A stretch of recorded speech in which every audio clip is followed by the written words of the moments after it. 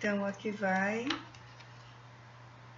a segunda parte da história. Nenhuma das ovelhas se perderá.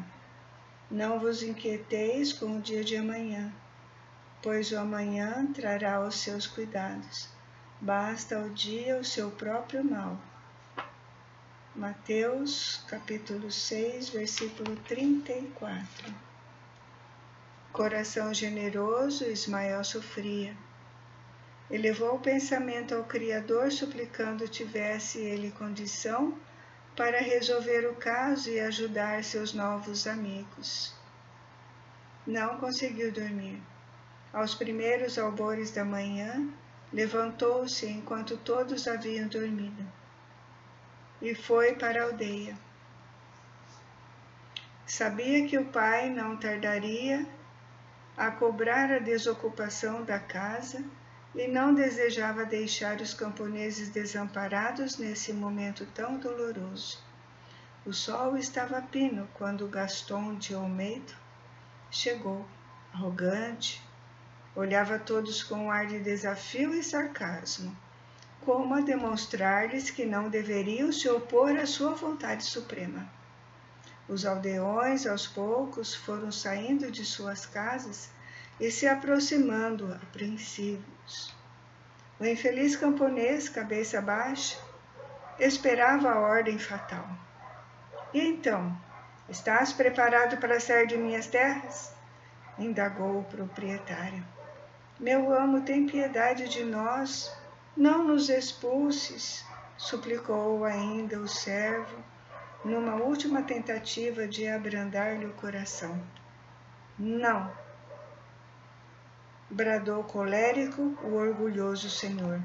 Incapaz de conter-se por mais tempo, Ismael saiu do meio do povo e, colocando a mão sobre a cabeça do empregado, que se mantinha de joelhos, fitou o pai perplexo, que somente agora o via. Meu pai, por tudo que tens de mais sagrado, poupa essas criaturas.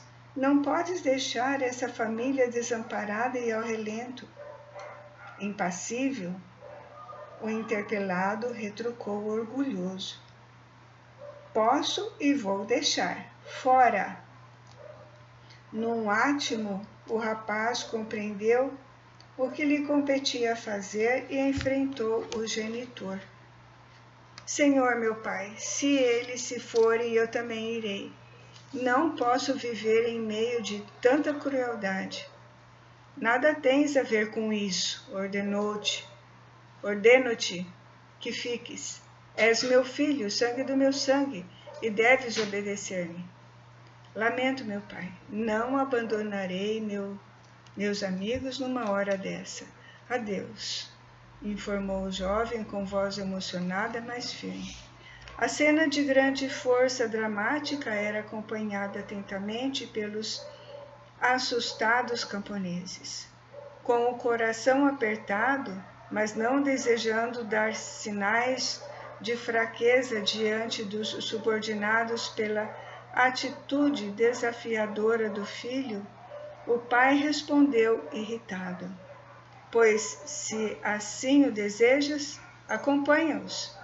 Previno-te, porém, filho ingrato, de que a partir do instante em que deixares essas terras, não será mais meu filho.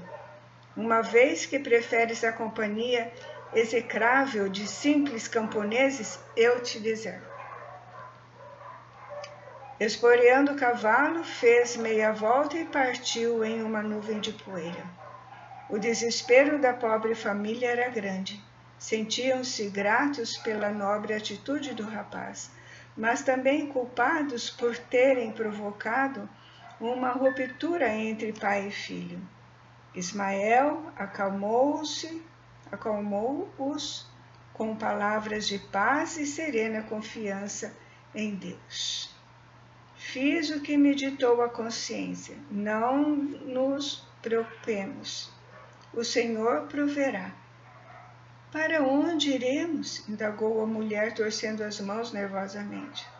Sem perder a serenidade, o moço fitou o céu e respondeu: O mundo é grande. A natureza é pródiga. encontraremos um lugar para nos abrigarmos.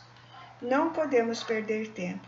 Precisamos aproveitar as horas de claridade que nos restam para encontrarmos um abrigo. Pegaram as bagagens, colocando uma parte sobre o lombo do seu cavalo e partiram, após se despedirem dos amigos que ficavam. Os camponeses, cheios de admiração e respeito por Ismael, aproximavam-se dele para apresentar suas despedidas com lágrimas nos olhos, abraçando-o com veneração. Antes de deixarem a morada humilde, que nunca lhes parecera tão querida quanto nessa hora serva, oraram a Deus suplicando orientação e ajuda, pois não sabiam para onde ir ou qual caminho tomar. Em seguida, iniciaram a retirada acompanhados pelo olhar atento dos que ficavam, em lágrimas, acenando a deuses.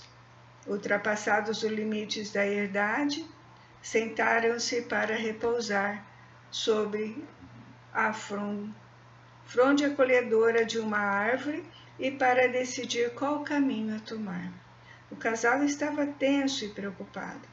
Nesse instante, como se por sugestão divina, Ismael lembrou-se do recanto à beira do riacho, onde costumava passar muitas horas em contato com a natureza e onde se sentia muito bem. Satisfeito, afirmou: Jetro, Deus ouviu nossas súplicas. Já sei para onde iremos, não temas. Puseram-se a caminho confiantes. O local não estava longe, mas iam devagar por causa das crianças. Algumas horas depois, ao anoitecer, chegaram ao aprazível recanto em meio às árvores. Exaustos, sentaram-se na relva fresca. As crianças estavam encantadas com o lugar. O silêncio era cortado apenas pelos ruídos dos pássaros e pequenos animais, e pelo murmúrio da água que corria por entre as pedras. Ismael lembrou-se de uma pequena gruta existente nas imediações e, cheio de otimismo, considerou que seria o ideal para passarem a noite. Não caberemos todos, mas abrigará confortavelmente as crianças, o que é mais importante. Nós, os adultos, dormiremos ao relento, sem maiores problemas. A temperatura está agradável e a noite promete ser limpa e clara, num céu sem nuvens. O casal concordou, mais animado pelo bom ânimo do rapaz. Fizeram uma pequena fogueira e, acomodados em torno dela, comeram o pão que haviam trazido e beberam água da fonte.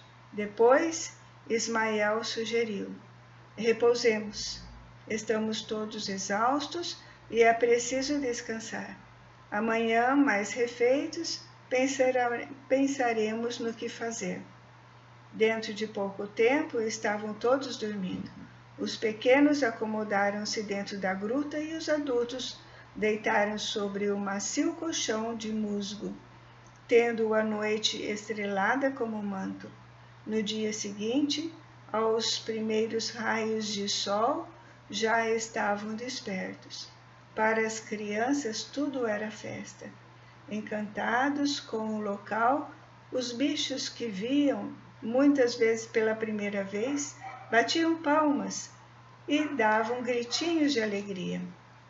Ismael, que naturalmente se tornara o chefe daquela pequena acampamento, explicou-lhe o respeito que deveriam ter pela nascente e pelos animais que ali viam saciar a sede. Este é um recanto sagrado, disse-lhe.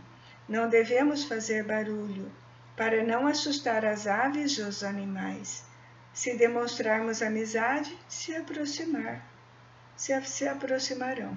Caso contrário, fugirão assustados. Quereis ver? Como as crianças assentissem com um gesto de cabeça, conduziu-as até uma árvore. Sentaram-se em silêncio e ficaram aguardando. Logo, um coelhinho chegou aos pulos. Olhou em torno, mexeu o focinho, como se sentisse um cheiro diferente no ar. Agitou as orelhas e, ao ver Ismael sentado, reconheceu-o. Aos pulinhos aproximou-se, sem qualquer receio, subindo em suas pernas. Ismael tomou-o nos braços com extrema delicadeza e apresentou-o às crianças.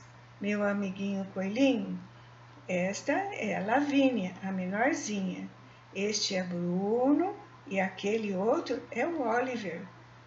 São também teus amigos, não temas. Com carinho colocou o coelhinho no colo de Lavínia, que não continha a satisfação. O animalzinho fitou-a com os olhos vermelhos e arregalados, curioso. Ela sorriu, dizendo: És muito lindo. Onde está a tua mamãe? Tranquilo, o bichinho ficou ali entre eles por alguns minutos. Depois, sempre aos pulos, foi até a margem do regato, bebendo da água cristalina. Agitou os bigodes para retirar as gotículas que ficaram e distraiu-se por algum tempo a comer um pouco de grama. Depois desapareceu entre a vegetação em busca de outros interesses. Ismael falou-lhe então: Vistes? Fizeste uma nova amizade.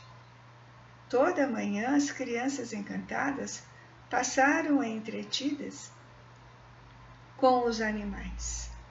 Mais tarde, o pequeno grupo sentou-se para conversar e decidir o que fazer. Os pequenos queriam ficar ali mesmo.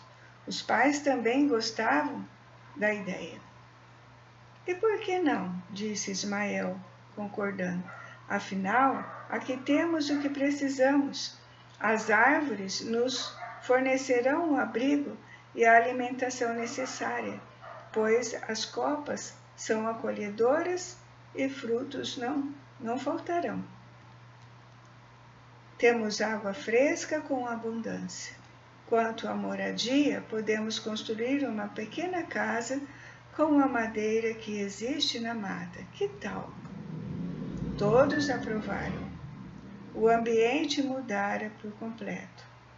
O desespero da véspera fora substituído por uma suave esperança, a angústia pela confiança, e agora estavam contentes e satisfeitos.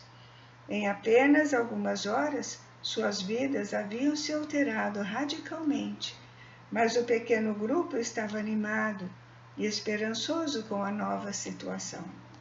Jetro, o camponês, abriu o coração dizendo que lhe ia na alma. Ismael, sou grato por tudo que tens feito por nós. Sem ti seríamos uma folha ao vento, sem rumo e sem direção. Entretanto, Laura e eu não achamos justos que tenhas deixado o conforto de sua casa senhoril, uma posição estável, por esta vida de incerteza. Se quiseres reconsiderar tua decisão e voltar para a casa de teu pai, crê que compreenderemos e não te estimaremos menos por isso. Já nos ajudaste muito, arranjando esse local abençoado, e poderemos ficar bem sozinhos. Jetro, não te inquieteis. Acredite em mim, meu amigo. Pela primeira vez na vida, sinto-me livre e realmente feliz. A riqueza era-me um fardo demasiadamente pesado. O conforto entristecia-me. Agora estou satisfeito, pois vou viver da maneira como sempre sonhei. Não voltarei para a casa que me viu nascer. Além disso, meu pai deixou bem claro: não sou mais seu filho, então não tenho mais pai. Portanto, meu lugar é aqui, convosco. Se é assim, então, doravante seremos uma família, concluiu o camponês mais tranquilo. Em seguida, cheio de ânimo e alegria, determinação, internaram-se na mata em busca de madeira. Ismael não tinha conhecimento práticos, mas Jetro, que sempre dera duro na vida, sabia como fazer as coisas. Com seu facão, que trazia sempre preso à cintura, e um machado que trouxera, cortaram a madeira e em poucos dias uma pequena casa erguia-se no meio da mata nativa. Era singela, nada bonita, mas sentiam orgulho dela, porque fruto de muito esforço e dedicação. Com o tempo, da mesma forma, construíram um mobiliário constante de pequena mesa, bancos e leitos rústicos. Abriram uma clareira na mata e passaram a cultivar o solo. Plantaram batatas, nabos, couves e ervilhas, com sementes e mudas que um morador das imediações, surgido por acaso, lhes forneceu. Era um homem rústico, de poucas palavras, mas de bom coração. Certo dia, internando-se na mata à procura de um cavalo fugitivo, bateu na porta deles. Entrou, conversaram e em pouco tempo eram amigos. Inteirado das dificuldades de Ismael e seus amigos enfrentavam para se manter, e retornou em outro dia, trazendo um pouco de trigo, carne salgada, sementes e algumas mudas para o plantio. De outra vez surgiu uma cabra, não se sabe de onde, e nunca mais foi embora. Indagaram nas redondezas sobre o dono, mas nunca o localizaram. Assim, o útil animal passou a fazer parte da pequena família, doando seu leite e enriquecendo a alimentação. A cabra era tratada com carinho e gratidão por todos, que a consideravam uma enviada dos céus. Assim viviam em harmonia, de forma simples e despojada, em contato permanente com a natureza e sob as bênçãos de Deus.